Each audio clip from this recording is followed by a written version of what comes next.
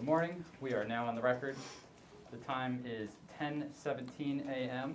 on April 29th, 2021. Please note that the microphones are sensitive and may pick up whispering, private conversations, and/or cellular interference. Please place all cell phones away from microphones as they can interfere with deposition audio. Audio and visual recording will take place until all parties agree to go off the record. This is the continued deposition of James Martin, taken by counsel for defendant in the matters of James Martin v. William Villa. This deposition is being held at Veritex, Allentown, 4949 Liberty Lane, located in Allentown, PA. My name is Tyler Crotty from the firm Veritex. I am the videographer. The court reporter is Susan Toto from the firm Veritex. I am not authorized to administer the oath, nor related to any party in this action, or financially interested in its outcome. Counsel, could you please state your appearances and whom you represent for the record? Michael Shea for the defendant, Bill Villa. Armando Brigandi from the law firm of Sprague & Sprague on behalf of the plaintiff, Jim Martin. Thank you. And counsel, do we need to have the witness sworn back in, or is he still under oath? I believe he is still under oath. He's still under oath. Okay. At that point, you may proceed then. And just to renew our normal stipulations and that this is a read and sign. Understand. Mr. Martin, last week at your deposition, you indicated that you heard the first interview on WAEB on February 20th, 2014 on the radio that day. Is that correct? Yes. Did you know in advance that Mr. Villa was going to be on the Bobby Gunther Walsh show that morning? I knew that he claimed that he was going to be.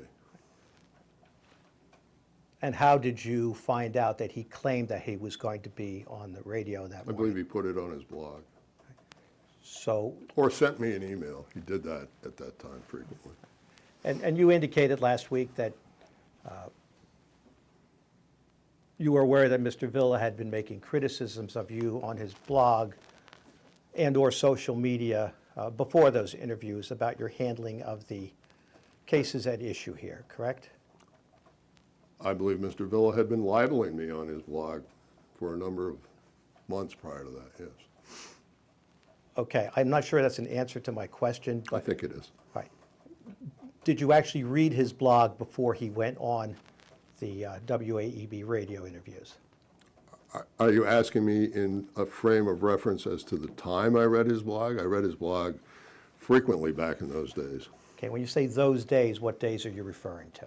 The days from the establishment of his blog, which he indicated he was establishing merely to attack me, for a period of months. Period of months or period of years? Well, a period of years, but with more frequency earlier on than I haven't read his blog in All right, a few so weeks at this point, other than after this deposition. you were aware then, before the February 20th, 2014, that Mr. Villa was saying he was going to be on the Bobby Gunther Walsh radio show, Yes. correct?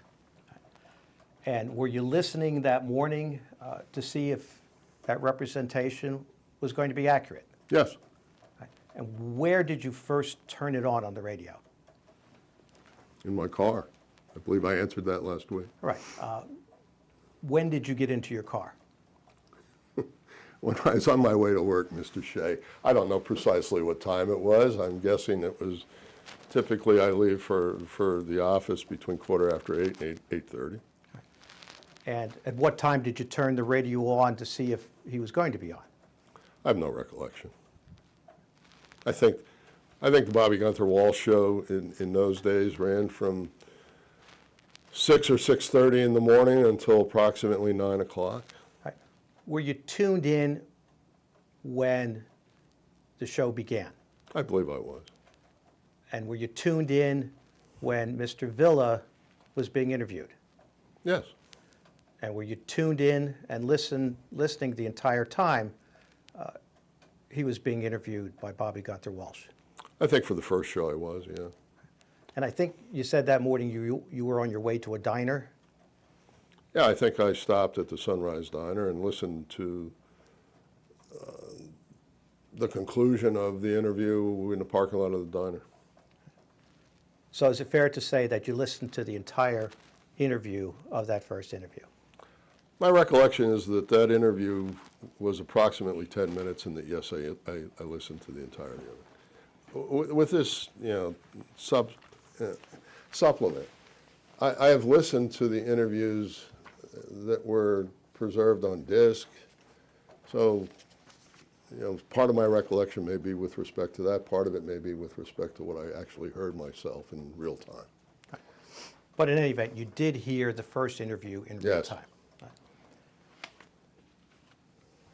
Do you recall being served with supplemental interrogatories directed to you as plaintiff? Yes? Does Mr. Martin have a copy of those with him? No. All right. May I show these? Or would you please show those to the witness?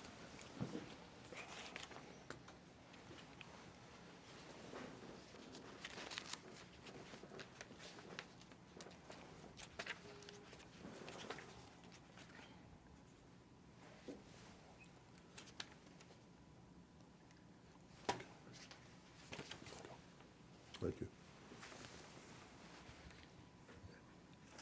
Actually, maybe we have that marked as an exhibit, please. Sure.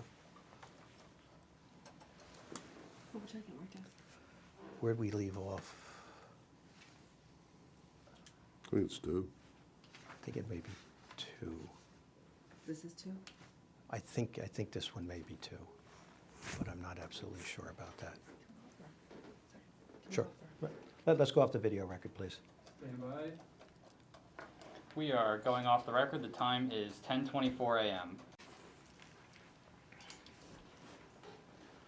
We are back on the record. The time is 10:25 a.m. Okay. Mr. Martin, I've had marked as Martin Exhibit Number 2, plaintiff's objections and responses to defendant Bill Villa's supplemental interrogatories directed to plaintiff. And there is a verification signed by you to those answers dated May 31st, 2016, correct?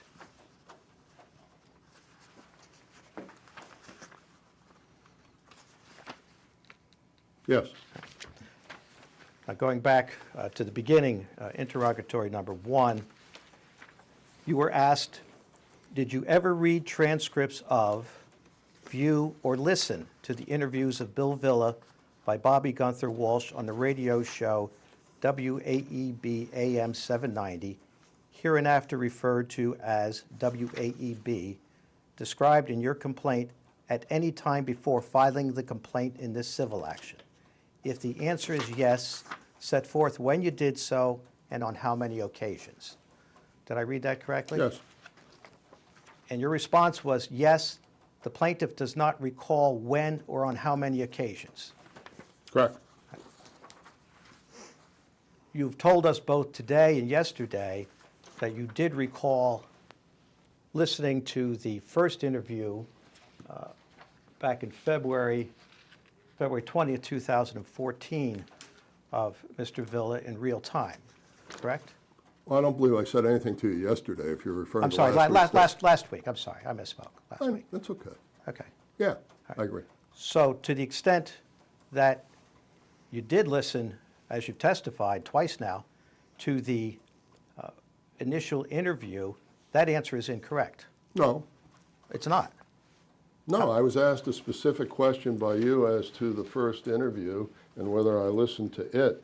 This says, did I view or listen to the interviews describing the complaint at any time before filing the complaint in the civil action? And if the answer is yes, set forth when you did so and on how many occasions.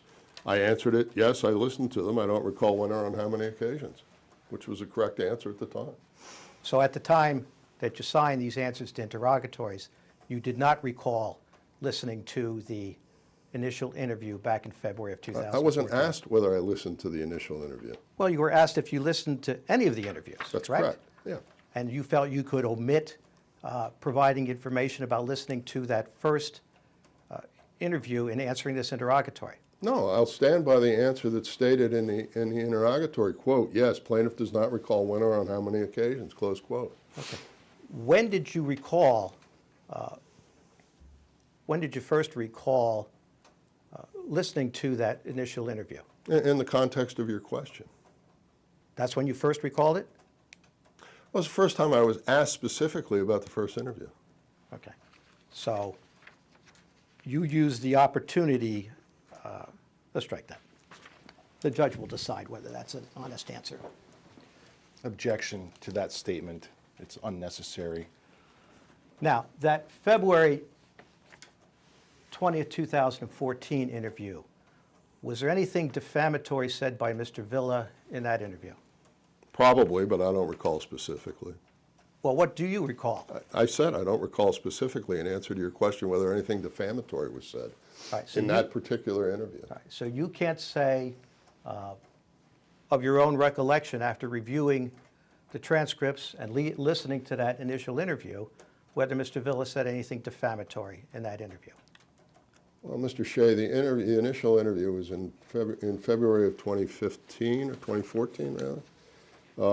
I don't recall, 7 years ago what I heard or learned as a result of that. I haven't reviewed the transcripts and I haven't listened to the interview in years.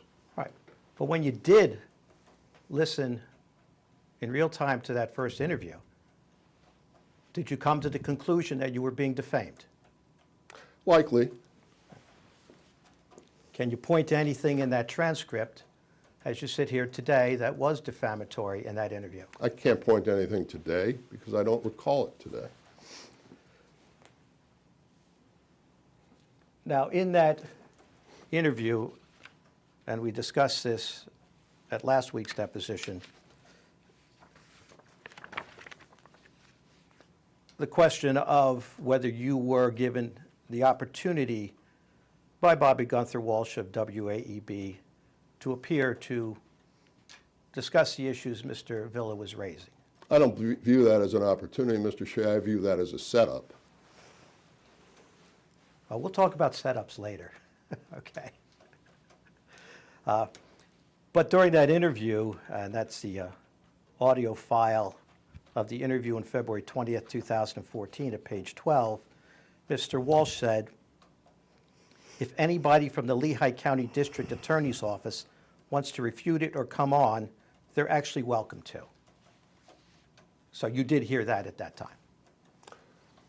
I believe I probably did, Mr. Shea, but I have no specific recollection as I sit here today of having heard it. And what, if anything, did you do in response to that statement by Mr. Walsh? I've just indicated I don't have a specific recollection, but I don't recall doing anything about it.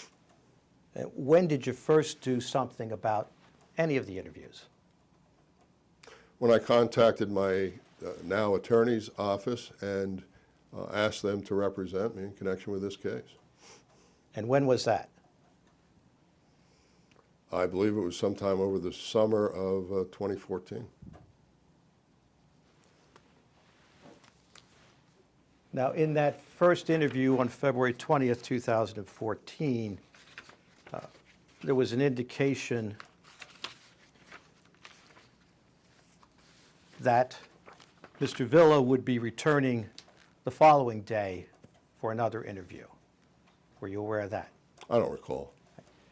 And- Probably. And in fact, the transcripts that your office has made of those interviews, Excuse me, my office did not make transcripts of those. your interviews. attorney's office. Thank you. Okay, your attorney's office has made of those interviews. There's an indication that Mr. Villa did appear back on Bobby Gunther Walsh's show on February 21st, 2014. Did you listen to that interview? I don't recall specifically. Right. At some point, you have reviewed the transcript of that interview prepared by your attorney's office. I think I probably have, but I don't recall reviewing the transcript. I recall on occasion listening to the discs that were prepared of those interviews. Was there anything defamatory in that interview of February 21st, 2014? I don't recall specifically, but I assume that there probably was. But you can't point to anything today, sitting here, that you recall defamatory about that interview? I don't have a specific recollection, Mr. Shea, about the content of any specific interview by Bobby Gunther Walsh with Mr. Villa. In totality, I can tell you that there were many things that were defamatory, in my opinion, stated by Mr. Villa during the course of those interviews over the period of time that they were held. Okay, when did you first come to that conclusion? During the course of listening to the interviews. You can't be more specific with a time reference? I think that they got progressively worse towards the conclusion of the time that he was on the radio, and that his statements became more defamatory and more inflammatory as they went on, and that given the fact that he was on for protracted periods of time over a course of several months, that I concluded that I should do something about it. Okay, you can't be more specific as to when you first came to that conclusion? No.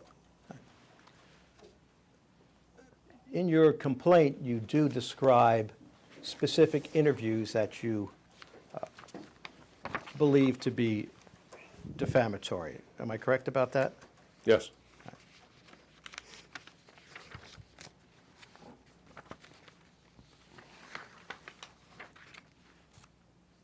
Now, your complaint lists specific broadcasts with excerpts from the interviews about matter you felt to be defamatory. And it appears from the complaint, paragraph 24E. I don't have that in front of me. You did last week. Well, I don't today. That was last week. All right, so I'm supposed to provide him another copy of something I gave him before and you already have? Let me see if I haven't. Do you have an extra copy by chance? Is that what was marked as Exhibit 1? I don't believe it was, no.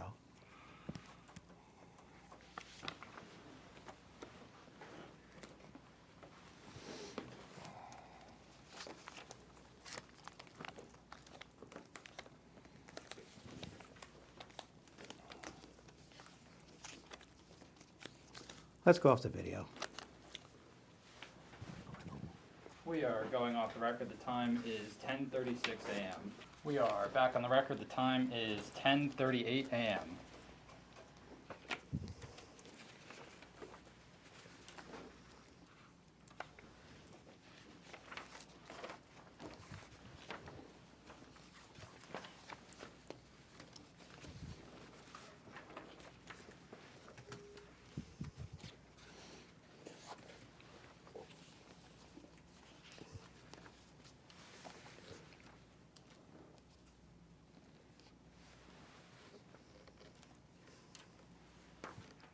Okay, calling your attention now to paragraph 24. You describe in there specific interview dates when Mr. Villa published false and defamatory statements, as you have alleged, correct? Yes. And it appears that although they are subparagraphed as A through E, they are in reverse chronological order. Am I correct about that? Pure so, yes. All right, so I'm going to call your attention to subparagraph E. Did you say E? E, Okay. the February 24th, 2014 broadcast. Okay. Now, we've already discussed the first two broadcasts in February, and you said that although you don't specifically recall, you believe there was defamatory material in those interviews from Mr. Villa, correct? I believe that was my statement, yes. Do you mention that here in paragraph 24, those first two interviews as being defamatory? No. But you do specifically mention in that subparagraph, E, the February 24th, 2014 broadcast. Correct. Did you listen to that broadcast? At some point. Well, at what point? I don't recall.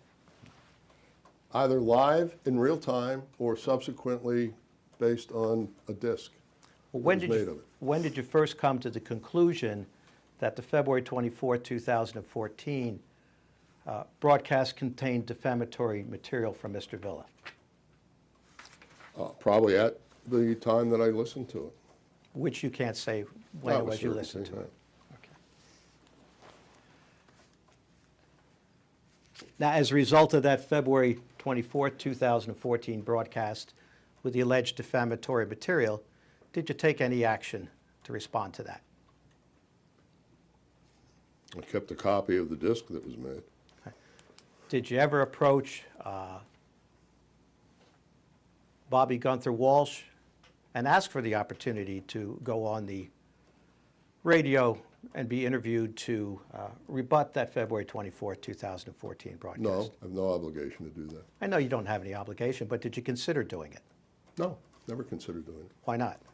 because I viewed it as a setup. What do you mean by setup?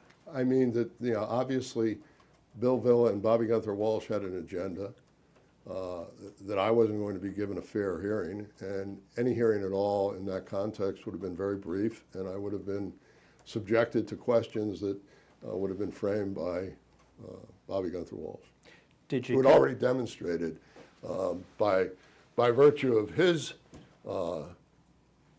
negligence that he had no interest in giving me a fair hearing, in my opinion.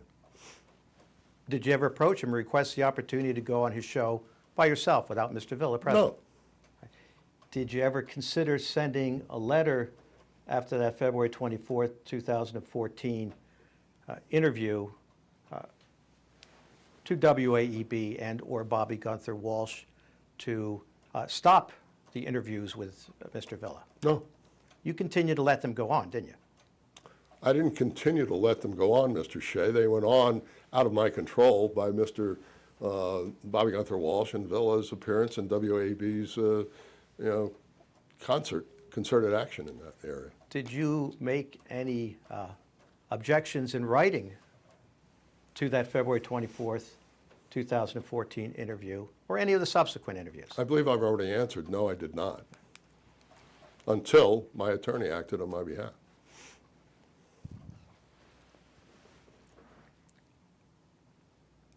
And that was, and we'll get into this later, that was just about after all of the interviews had been concluded. It was sometime in the summer of 2014. Now, in your complaint, once again, in reverse chronological order, subparagraph D, you listed an excerpt from the May 29, 2014 broadcast. Correct? Correct? Now, contained in the transcription of the interviews, we have transcripts from interviews in April, on April 10th, 2014. Were you aware of that? I don't believe that that anything in April is set forth in this complaint. That's correct. But were you aware that there were interviews back in April of 2014? You're referring to interviews of Mr. Villa by Bobby Gunther Walsh? Yes. Yes, I'm aware. Once again, you can't say when you became aware of that. At or about the time they took place? Okay. Anything defamatory in those interviews? Probably. Right. But you don't list that in your complaint, do you? No. Now, getting back to subparagraph D, the May 29th, 2014 broadcast, you've alleged in that excerpt from the transcript defamation by Mr. Villa, correct? Correct. Did you take any action with regard to that broadcast at or about the time? Not at or about the time of May 29th, no. Subsequently, when I filed this complaint.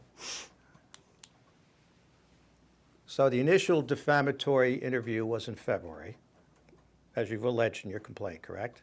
Correct. The month of March passed by.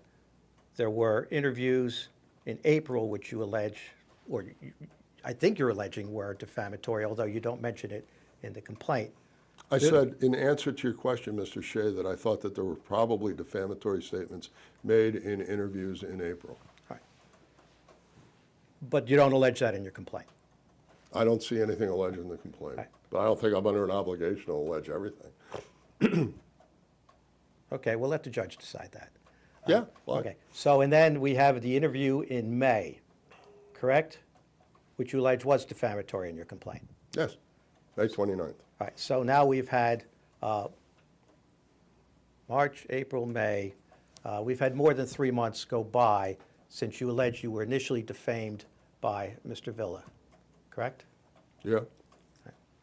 I don't believe there were any broadcasts in March, but I could be wrong. Right. We don't have any transcripts of that, and I believe you're correct on that.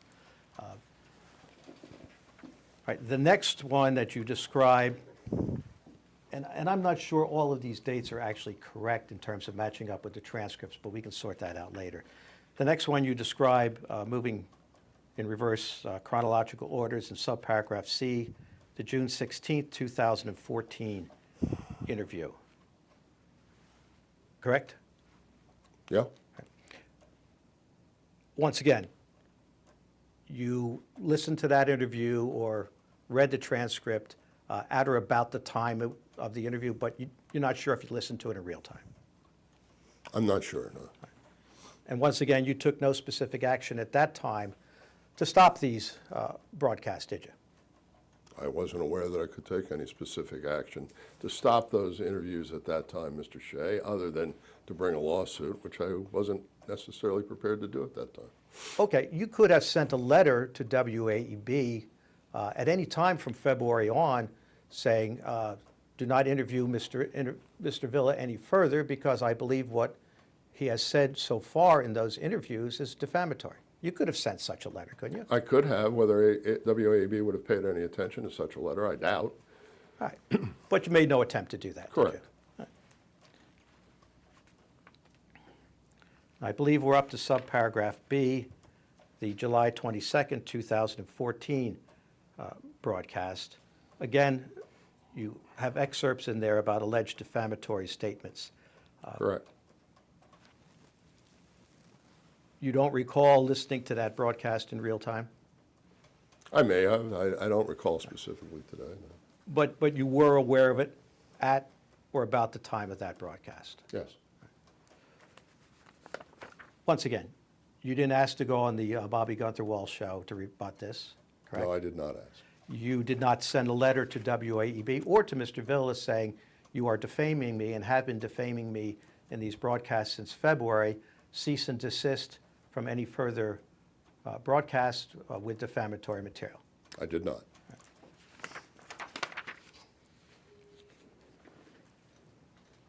Going back now to subparagraph A, you allege defamatory material relating to the July 21st, 2014 broadcast.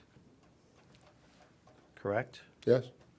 Once again, whether you heard it in real time or listened to the interview on the recorded interview, you were aware of those statements at or about the time of the broadcast on July 21st, 2014. Yes.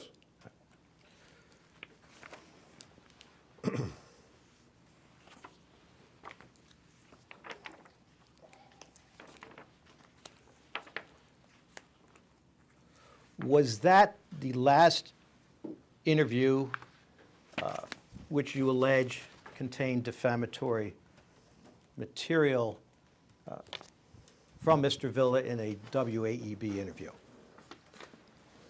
I don't know the answer to that question, Mr. Shea. I believe there were interviews subsequent to July 21st. I believe there were interviews in August.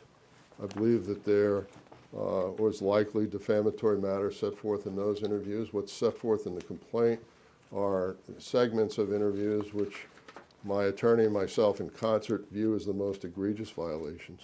Okay. Those are the interviews that form the basis for your defamation action against Mr. Villa and WAEB.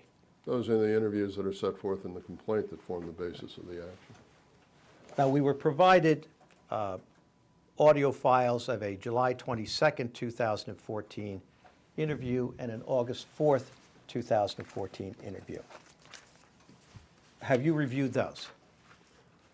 At or about the time that those interviews took place, but not recently. And to your knowledge, was the last interview the interview of August 4th, 2014? I don't know as I sit here. I really don't.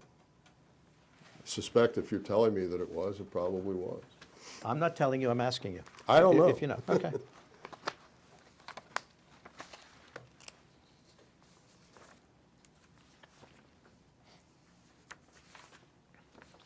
And may I have that marked, please?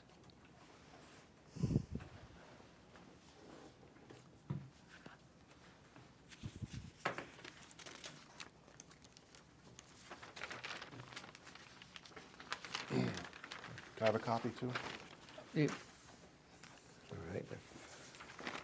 You already should have a copy of that, but why don't you show it to them? Let me see that.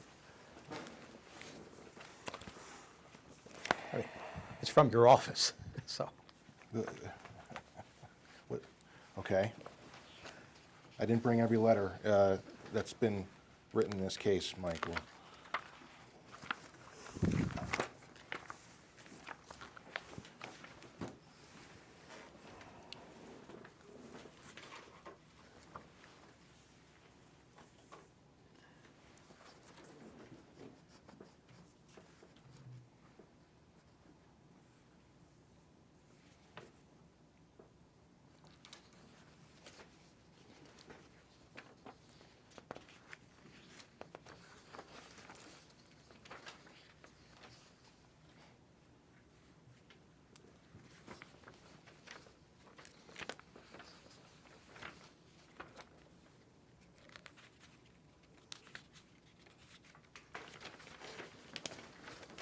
Okay.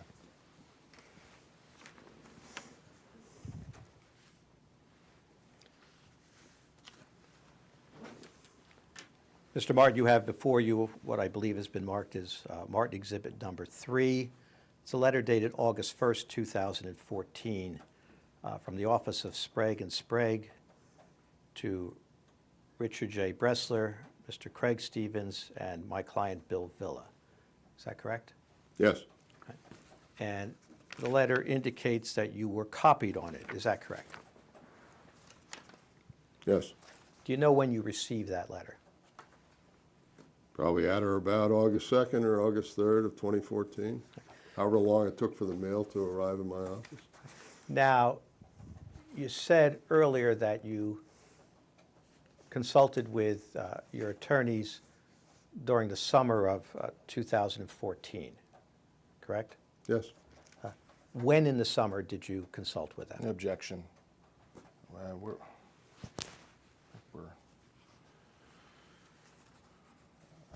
I think we're getting into privileged communication here. Okay. Off the video record, please. Stand by. We are off the record. The time is 10:53 a.m. We are back on the record. The time is 10:54 a.m. Please repeat the question. Okay, let me put it another way.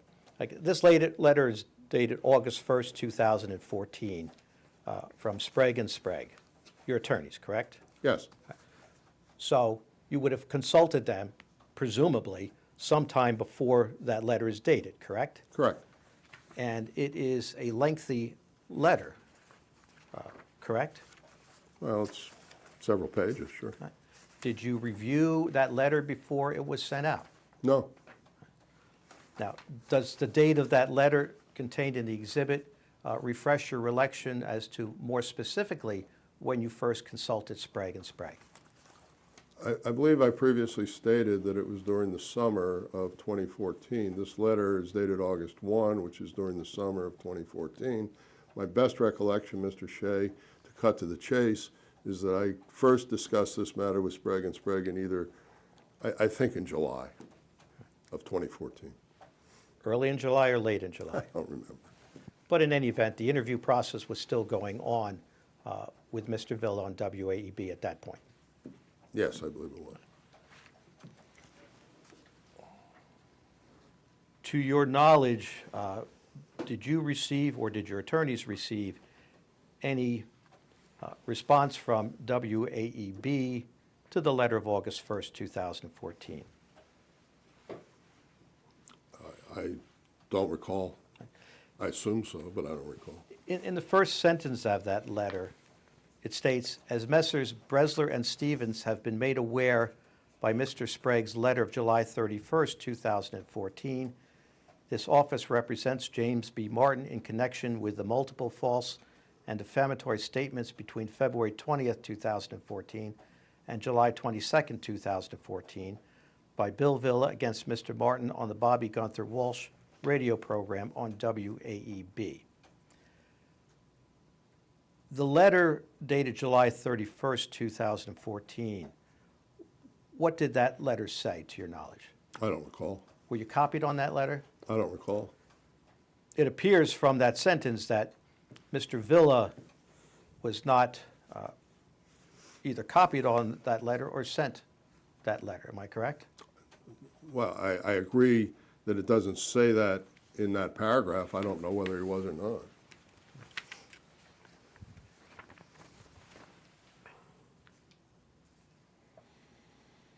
In any event, the transcripts of the interviews we have indicate that the last transcribed interview was August 4th, 2014, which would have taken place several days after that letter is dated, correct? After the letter of August 1st? Yes. Yes.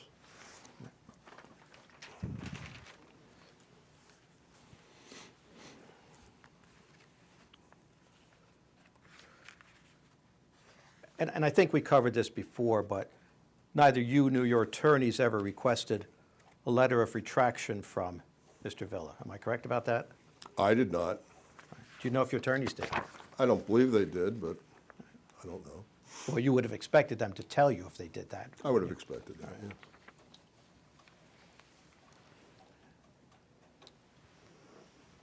yeah. We talked last week about CREA, and once again, for purposes of this transcript, can you tell us what CREA stands for? CREA is the Criminal History Record Information Act. It's a statute in Pennsylvania. It appears in Title 18 of Purdon's, which is the Pennsylvania Crimes Code. Were you aware of a conference with Judge Miller, I believe, in August or September of last year, at which she presented the attorneys involved in the case a folder of documents that she got from Judge Braxton's review of the criminal court case records involved in this litigation? I'm aware that such a conference was held. I'm aware that such a packet was provided. I'm also aware that there was never an order entered with regard to those particular documents. Yes, and I agree with that. Were you listening in or observing that conference by Zoom that day? No. When did you first find out that this packet of documents had been given to counsel? When my attorneys came up to my office following the conference. And did you review the documents that had been provided? I'm not sure that I reviewed them that day. I have reviewed them, yes. And did you make your own independent determination as to whether those documents should have been given to counsel by Judge Miller? Well, there were some of those documents to which I would have had no objection on the grounds of CREA, things that were matters of public record, like a complaint, an affidavit of probable cause, a copy of a petition that was filed in the Lauer case. There might have been one or two documents that I would have taken a position that they were barred for release by me under the provisions of CREA. And how about whether they would have been barred for release by the district attorney's office? Well, yes, if I was bound not to release them under the penalties provided for in CREA, my office would be bound not to release them. Have either you or anyone in your office filed any objections to the release of those documents by Judge Miller to counsel?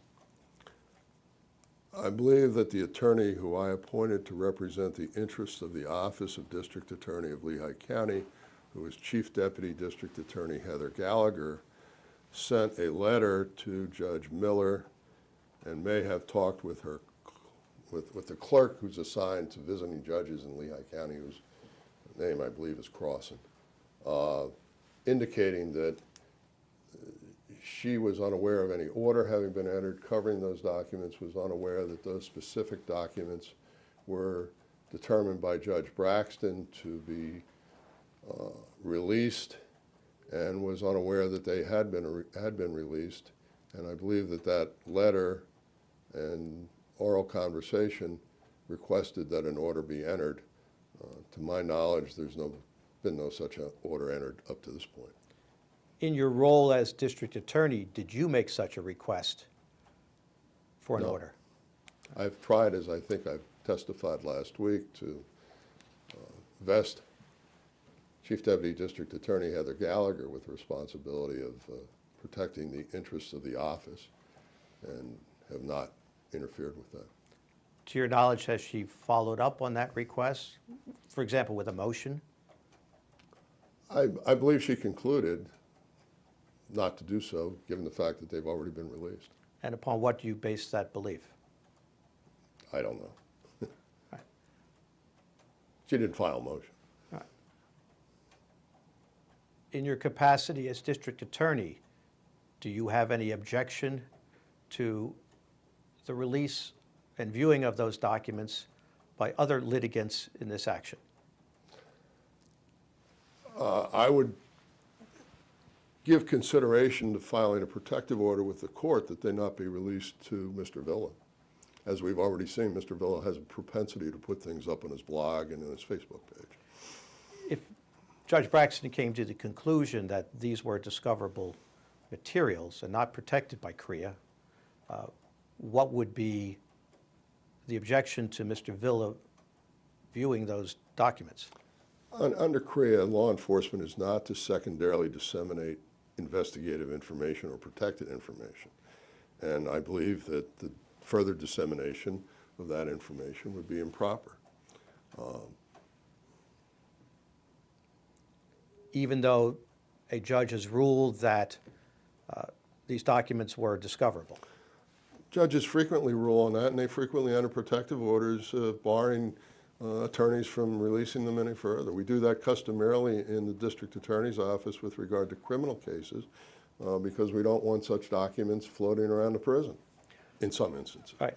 In any event, neither you in your role as district attorney or Heather Gallagher, to whom you have delegated this matter, neither of you have filed a motion for protective order to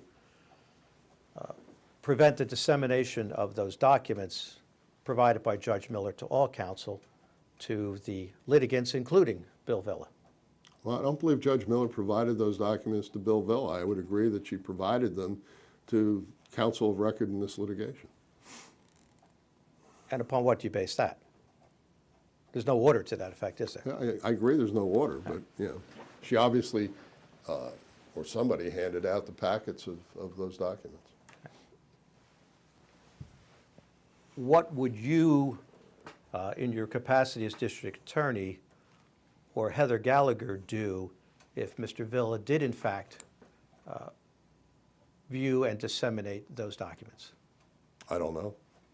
Hasn't happened. Well, what options would you consider? I don't know. It may be that he would be violating CREA himself, Okay.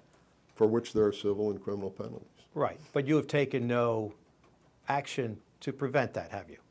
Or Heather Gallagher has taken no action to prevent that? No. She might later today.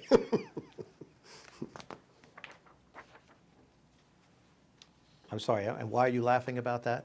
I'm just making a joke, Mr. Shea. Okay. You were aware, were you not, that there was a Philadelphia Inquirer investigative article about SLAPP strategic lawsuits against public participation matters which included a discussion of your lawsuit against Mr. Villa, were you not? I'm aware of such an article. I'm not sure that I would characterize it as investigative. Okay, but you're aware of the article. Yes. And that article included several examples of what the reporter believed were SLAPP lawsuits, correct? I don't know what the reporter believed. All right. Did you read the article? Yeah, I'm sure I did at the time, yeah. Right. And it included cases other than this case, didn't it? I believe it included a case pertaining to a state senator by the name of Dalen Leach and another individual out in the Allegheny County area or western Pennsylvania. I don't recall his name. But it included you in this lawsuit, correct? Yes. Was there anything defamatory in that lawsuit, in that article by the Philadelphia Inquirer? I don't recall. I suspect there probably was if it repeated allegations of Mr. Villa. And did you consult your attorneys about Objection. potential action against the Philadelphia Object, Inquirer? don't answer. Don't answer. Come on. No.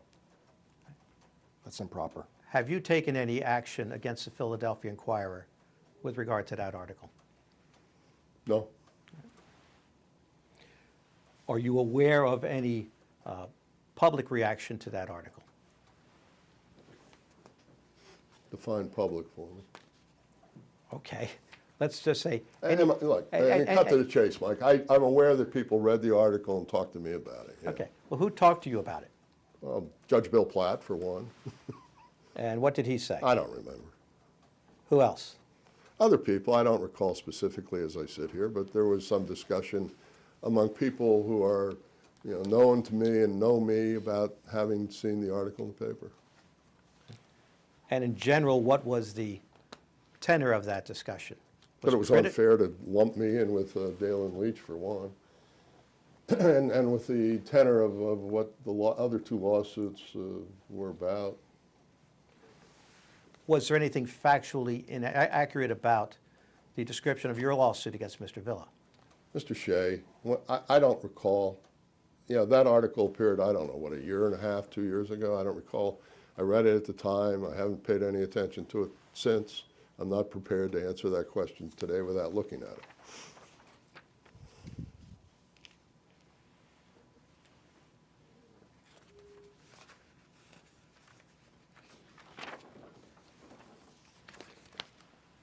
In addition to the claims against my client, Bill Villa, your complaint includes claims against the corporate entities involved with WAEB and also Bobby Gunther Walsh individually, correct? Correct. And in your complaint with regard to those allegations against, and I'm going to refer to them unless someone objects, to the WAEB defendants, is there any problem with that? Not as far as I'm concerned. Right. With regard to the factual allegations in your complaint against WAEB defendants, are they all factually true? I verified the complaint, so yes. And with regard to the claims against WAEB, what did WAEB do which constituted actual malice? Well, they put they put Bill Villa on the Bobby Gunther Walsh show and allowed him to state the things that he stated, which are alleged to be defamatory. Well, specifically, what should WAEB have done or not done? Just objection to the form and cause for a legal conclusion. To the extent you understand the question, you can answer. I don't think WAB should have allowed Mr. Villa to go on the show or to have allowed Bobby Gunther Walsh to put him on the show. So you stand by your allegations against the WAEB defendants as stated in the complaint? Yes.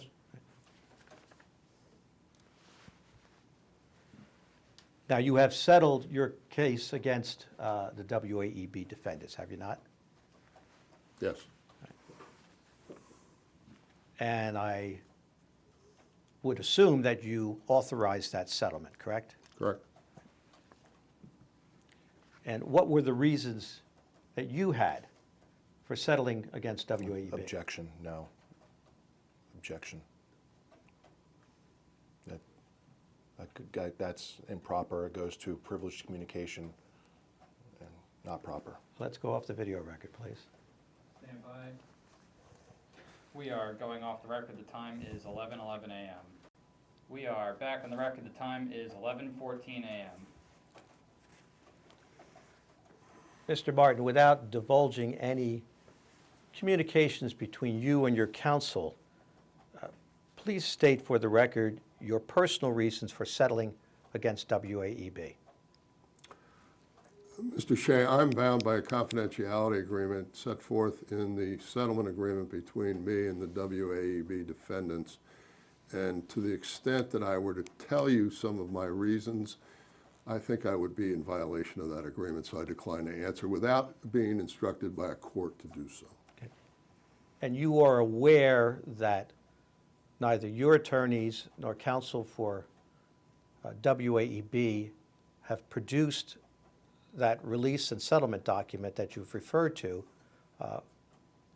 be made part of the court record in this case. I am aware that there have been objections to the release of that document filed by the WAEB defendant's counsel and responded to by my counsel, yes.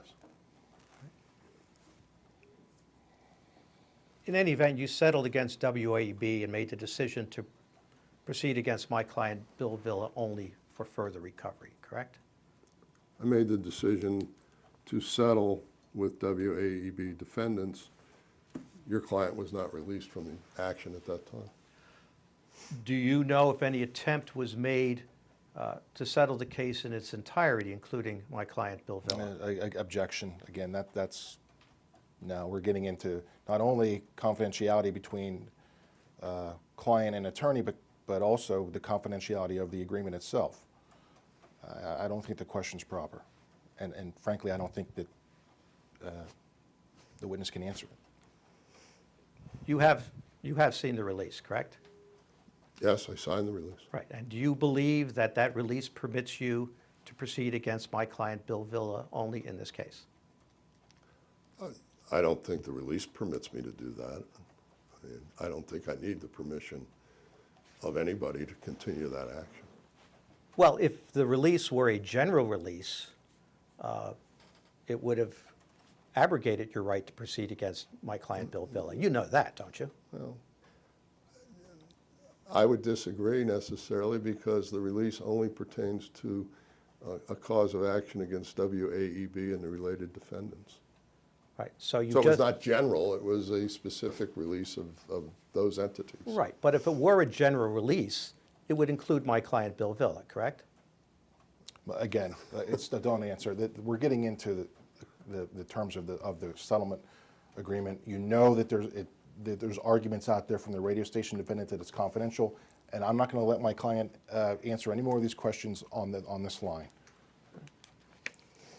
Well, let's get to the big question, Mr. Martin. How much did you receive in the settlement from WAEB? Are you kidding me? Are you serious, Michael? Obviously don't answer that. Well, what are we doing here?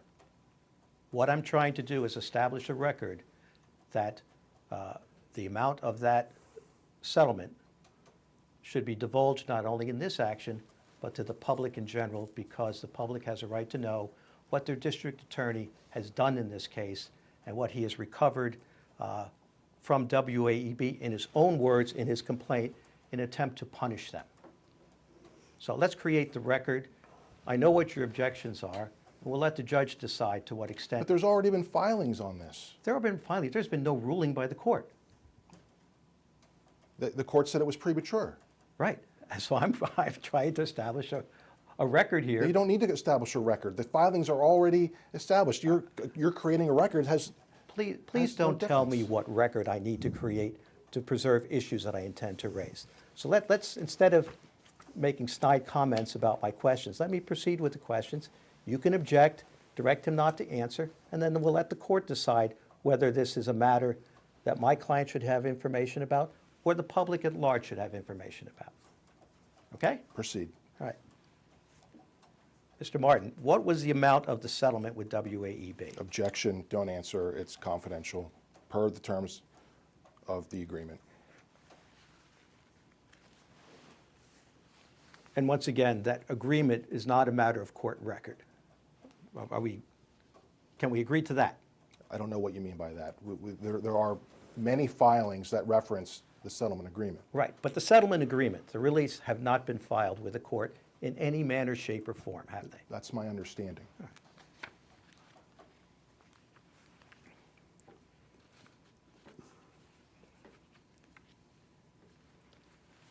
It's a good time to take a bathroom break soon? Sure. Now? Sure. Okay. That's fine. thanks. We are going off the record. The time is 11:19 a.m. We are back on the record. The time is 11:32 a.m. Mr. Martin, I believe you still have in front of you the, or correct me if I'm wrong, do you have in front of you the plaintiff's objections and responses to defendant Bill Villa's supplemental interrogatories directed to plaintiff? Exhibit number 2, yes. Yes. All right, I'd like to call your attention to interrogatory number 25. Okay. The question was, what did Bill Villa specifically say in the WAEB interviews referred to in your complaint, in his blog, or on his Facebook page about the prosecution of Robert Labar, referred to in paragraph 22 of your complaint, which was factually incorrect, false, or in reckless disregard of truth or falsity? Do you recall answering that interrogatory? I see what the answer was, yes. And the answer was, objection, this request is overbroad. Notwithstanding this objection, see plaintiff's complaint. You read that correctly. Right. And is that still a correct answer to that interrogatory? Yes.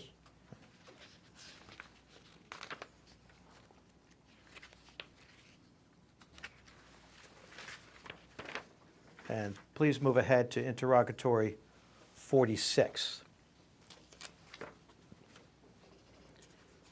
The question was, what did Bill Villa specifically say during the WAEB interviews referred to in your complaint or in his blog or on his Facebook page about the prosecution of Chris Squires, referred to in paragraph 22 of your complaint, which was factually incorrect, false, or in reckless disregard of truth or falsity? And the answer was, objection, this request is overbroad. Notwithstanding this objection, see plaintiff's complaint. Now, that was your answer to this interrogatory. At the time, you signed the verification to the answers, correct? Correct? And is that still a correct answer? Yes, Mr. Shea, I rely upon my attorney's objection. But beyond that, you said, see plaintiff's complaint with regard to what Mr. Villa said during the WAEB interviews about Chris Squires, correct? The answer to the interrogatory reads, quote, objection, this request is overbroad. Notwithstanding this objection, see plaintiff's complaint. That was the answer to the interrogatory. Right. And that is still a correct answer to the interrogatory? Yes.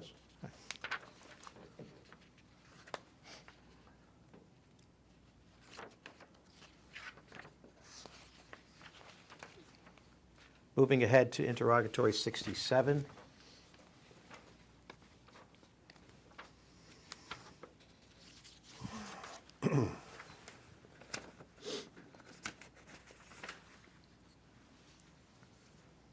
What did Bill Villa specifically say during the WAEB interviews referred to in your complaint, in his blog, or on his Facebook page about the prosecution of Amber Washko, referred to in paragraph 22 of your complaint, which was factually incorrect, false, or in reckless disregard of truth or falsity?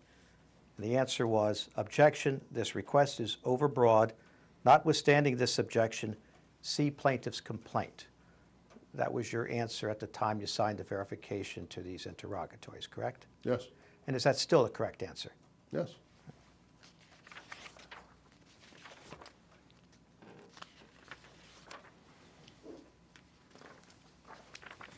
Please refer to interrogatory 82.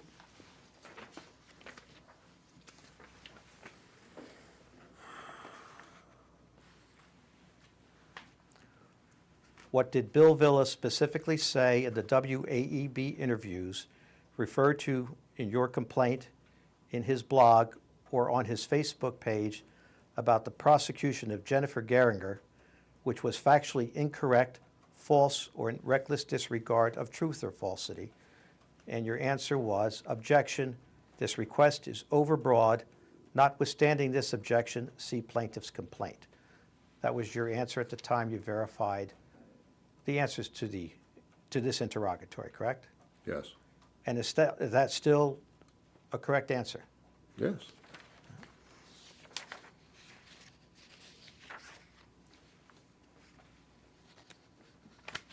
And in interrogatory number 93, question was, what did Bill Villa specifically say in the WAEB interviews referred to your complaint in his blog or on his Facebook page about the prosecution of James Lauer for DUI-related crimes referred to in paragraph 22 of your complaint, which was factually incorrect, false, or in reckless disregard of truth or falsity? And your answer was, objection, this request is overbroad. Notwithstanding this objection, see plaintiff's complaint. That was a correct answer at the time you signed the verification? Yes. And is it still a correct answer? Yes.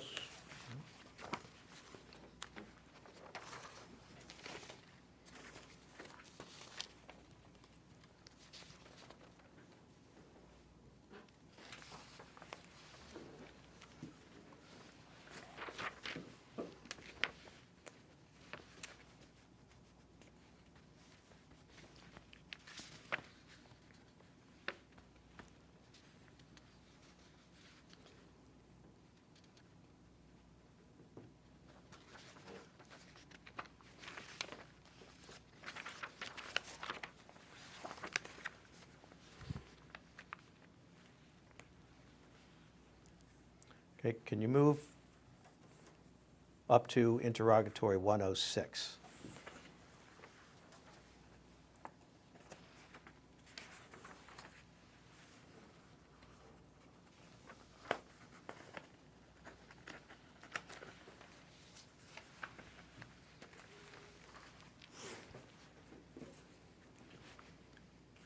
And that question was, did you tell counsel for the defendant, Michael P. Shea, at a fundraiser for Judge Giordano in April 2015, with regard to his representation of Bill Villa, something to the effect, I don't know whether to shake your hand or punch you? Did I read that interrogatory correctly? You did. And your answer was, objection, this interrogatory is made in bad faith and is not reasonably calculated to lead to the discovery of admissible evidence. Notwithstanding this objection, plaintiff did not make the statement quoted in this interrogatory. That was your answer at that time? Yes. And that's a truthful answer? Yes, I don't recall making that statement. All right. Do you recall coming up to me and speaking with me at that fundraiser? I do. I recall shaking your hand. And did you recall saying anything to me? Yes. What did you say? I recall saying to you that you will rue the day you agreed to represent Bill Villa. Okay. So you did make that statement. I recall making that statement. Anything else that you recall? No, Mr. Shea, if I'd made the statement that you're attributing to me, if I recalled making that statement, I would agree to it because I think it's clever. And I don't think I'm clever enough to come up with that on the spur of the moment. I do recall that, and I Well, interpreted you and I can argue about it. I don't recall it. and I interpreted it that you were joking. Right. Did you think it was proper for you as a plaintiff in this case to come up to defense counsel and make those kinds of statements? I didn't give it any consideration. You and I had known each other for a number of years. We both happened to coincidentally be there. I shook your hand. I would have done that regardless of whether or not this lawsuit was going on. And you could have done that without mentioning Bill Villa's name, couldn't you? Sure. You were aware I'd entered an appearance for him in this case. Yeah, I think Bill Villa and your entry of appearance was the elephant in the room, to use a cliche. I'm sorry, what do you mean by that? I mean, yeah, it was known by both of us, each of us, that this lawsuit was in existence, and you had recently entered your appearance on behalf of Bill Villa.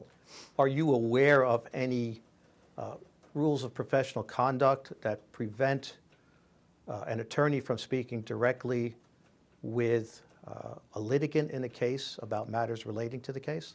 Yeah. That didn't deter you from speaking to me about Mr. Villa? I'm a litigant. You could have chosen to walk away from me and not engage in any conversation at all. As I recall, you smiled. Did I engage in any conversation in response to that? I don't recall. Now, you say I smiled. Did I give any appearance of being shocked or surprised by that kind of comment from you as a litigant? No. Did you tell anyone about that, about, for lack of a better term, confrontation about Mr. Villa at that fundraiser? Well, I wouldn't agree to the term confrontation at all. Okay. I'd agree that we, bumped into each other at that thing. And did I tell anybody about it? The first time that I recall telling anybody about it was when I received this request for interrogatory, or request for answers to interrogatories, and I spoke with my attorneys about it. Do you know if Judge Giordano was ever made aware of that comment? I don't know that. I did not make him aware of it. Right. Now, that wasn't the only time that you mentioned Bill Villa's name in my presence in a public setting, was it? I do recall the incident that occurred at a Zone 2 caucus meeting, for which I apologize. Okay, and what comment did you make for which you are apologizing? I believe at the time there was on the agenda for the Pennsylvania Bar Association House of Delegates meeting that was to follow by several days the Zone 2 caucus dinner meeting that we typically have a week or so before the House of Delegates meeting. There was a matter on the agenda that pertained to SLAPP suits, and I made a comment that Bill Villa, whether Bill Villa had something to do with that being on the agenda. To be honest with you, Mr. Shea, I'm not sure that I even knew you were present at that time, but I now know you were, and I apologize for that. It was uncalled for. Okay, and I appreciate the apology. I was there as a member of the House of Delegates. Were you aware of that? Well, I am aware that you have been a member of the House of Delegates in the capacity of being a past president of the Northampton County Bar Association, just as I was at one time. Right, and also as a member of the House of Delegates, independent of my status as past president of the Correct. Bar Association, Yeah. which I am currently a member of the House of Delegates, and you're aware of that, aren't you? Yeah, and I'm currently a member of the House of Delegates, understand. and we see each other at those meetings. Right. But at this particular meeting, who else was present? All of the Zone 2 delegates who could be in attendance. I don't recall specifically who they were. I can tell you that Judge Platt is a delegate, Judge Perkin is a delegate from Lehigh County. There are other delegates from Lehigh County. I'm not sure who was present at that meeting. Now, this was a dinner meeting in advance of the House of Delegates meeting of our zone in the basement of the Lehigh County Bar Association office, correct? Correct. What would you estimate as the number of people who were there? 15 to 20. Okay, and that would be my estimate as well. To your knowledge, were any of the people there aware of your lawsuit against Mr. Villa? Yes. Who? Well, Judge Platt's aware of it. Judge Perkins aware of it. Probably any other delegate from Lehigh County would be aware of it. It's received some publicity, and I imagine that there are delegates from other counties. As you know, there are delegates in Zone 2 from Northampton, Lehigh, Berks, Schuylkill, and Carbon counties, all of whom fall generally within the ambit of publicity that is generated within the general Lehigh Valley. So I would assume that many of them, whether from Lehigh or Northampton or other counties, would be aware of the litigation. Other than the specific names you've mentioned, who else specifically do you know was aware of your lawsuit at that time? I'm guessing, Mr. Shea, that thousands of people are aware of the lawsuit. They would have read about it in the morning call and heard about it on WFMZ and other media outlets. Did any other members in attendance at that meeting give any reaction or response to your comment about Mr. Villa? I think several of them laughed. Do you recall what my response was? I don't recall you made any response at all. Okay, I do. It was pretty inept because I was shocked that you would even bring that up in that context. So I do appreciate your apology, but I think that is still relevant to the issues in this case, especially relating to your claim of having been damaged by Mr. Villa's defamatory I don't believe they have any, Comment. I don't believe either of those Comment. I'm not- exchanges have any relevance to this case. Mr. Shea. I know you don't, and your attorney can make that at the appropriate time. But I believe that they are relevant to your Well, are claims. you asking a question or making a statement? Okay, well, I'll make this. Do you believe those comments that you have made to me in a public setting about Mr. Villa after this lawsuit was filed have any relevance to your claims that you were somehow damaged by Mr. Villa's comments on WAEB? There's objection to the extent it asks for a legal conclusion, and an objection as to the relevancy of any of this line of questioning, but you can answer, Jim. No. May we take just a short break here? I think I'm just about finished. But before, do you have any questions? We are going off the record. The time is 11:48 a.m. We are back on the record. The time is 11:49 a.m. Mr. Barton, can you refer, please, to interrogatory number 97 in the supplemental interrogatories and answers and objections?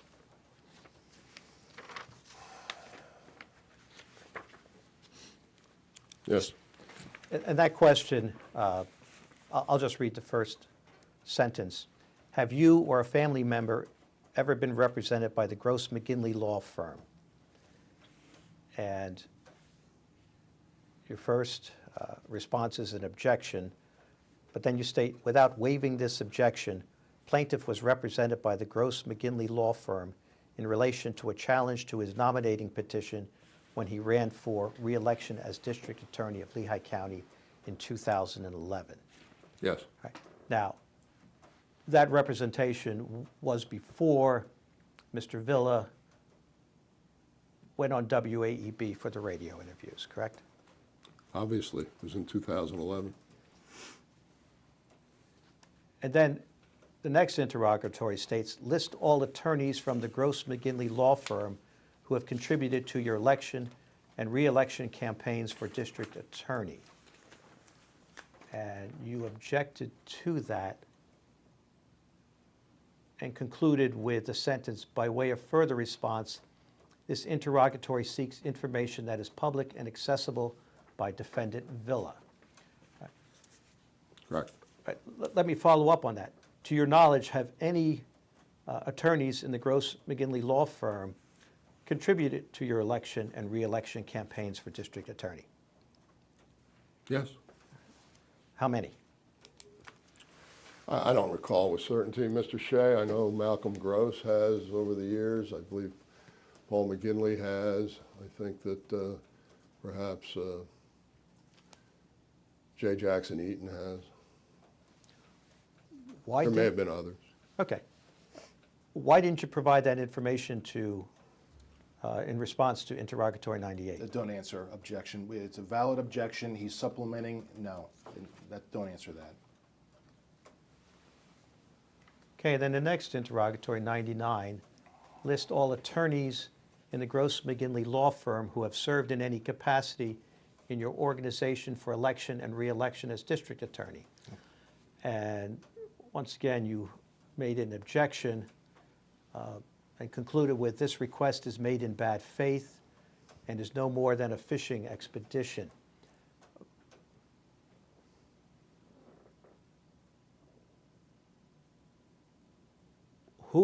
Let me ask this. Has anyone in the Gross McGinley Law Firm ever served in any capacity in your organization for election and re-election as district attorney? Objection.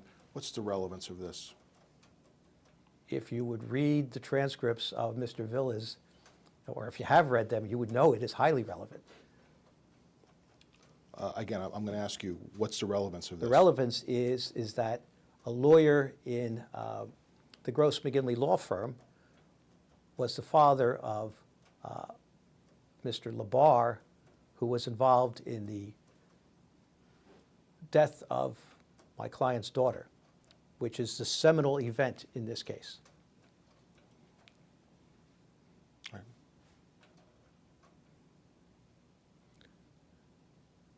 right. Are we on the record? I think we have been on the record. Okay, you can answer. To my knowledge, no attorney has ever played any role in, quote, the organization for my election or reelection. From the Gross McGinley law firm. Correct. Have they been on any committees for your election or reelection? Mr. Shea, I don't know the answer to that question. However, I would add this. Frequently, there would be, in most political campaigns, including my own, a fundraiser where if somebody contributed money, there would be a listing of who made those contributions, and they would sometimes be referred to as hosts or finance committee people. It may be that one or more of the attorneys from Gross McGinley made contributions and their names appeared in that capacity, but I don't have any specific recollection of that. Do you recall any of the attorneys who may have done that? I think I just indicated to you that I thought Malcolm Gross, Paul McGinley, and J. Jackson Eaton might have been among them. If you're asking specifically whether Donald Labar ever was, no, I don't recall him being any part of it. No, I'm not asking that unless he was. But I'm No, asking. I don't recall, and I don't think he ever was. That's all the questions I have. Okay. Nothing further than counsel? No. Thank you. This marks the end of today's testimony. We are going off the record. The time is approximately 11:55 a.m.